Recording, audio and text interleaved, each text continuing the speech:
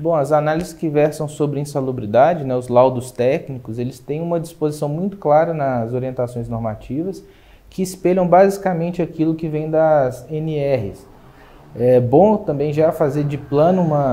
um adendo, né, que essas NRs elas são datadas da década de 60, 70, 80, então são NRs absolutamente desatualizadas, que não refletem em muito questões de substâncias e de análise mais moderna. Então você pega as análises que são feitas, por exemplo, pelos americanos, você tem uma lista que é dobro ou triplo de reagentes que tem, por exemplo, na NR que trata sobre os químicos. Mas ainda assim, ainda sabendo que se tratam de questões já muitas vezes ultrapassadas, o laudo ele tem que observar questões formais que são muito caras, né? Então é impossível que tu tenha um laudo técnico que não faça todo aquilo que a norma prevê. Então, se você tem que ter uma análise quantitativa e uma análise qualitativa, tu não pode ter só uma análise qualitativa com conclusão.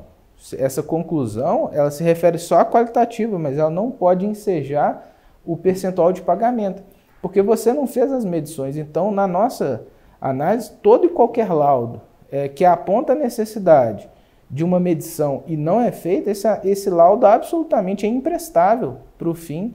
de fixar percentual de insalubridade de pagamento.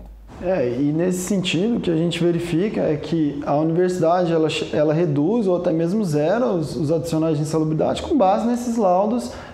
precários e incompletos, né, que não deveriam se prestar a qualquer função de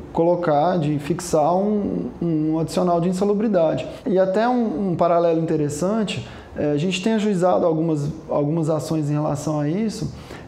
de professores que, por exemplo, se afastam para um doutorado ou pós-doutorado, eventualmente tem ali suspenso o adicional de insalubridade e quando retornam, a universidade pede a emissão de um novo laudo, o que não deveria acontecer e o judiciário nos tem garantido isso, o restabelecimento imediato desse adicional, sem a apresentação desse novo laudo. Porque se ele retorna para as mesmas atividades que o laudo antigo atestou, ele tem direito a receber assim que retornar. Mas a universidade, após esse ajuizamento da ação para restabelecimento, por muitas vezes ela corre para fazer um laudo, e às vezes um laudo extremamente precário, inclusive abaixando ou até zerando a insalubridade do professor, da professora,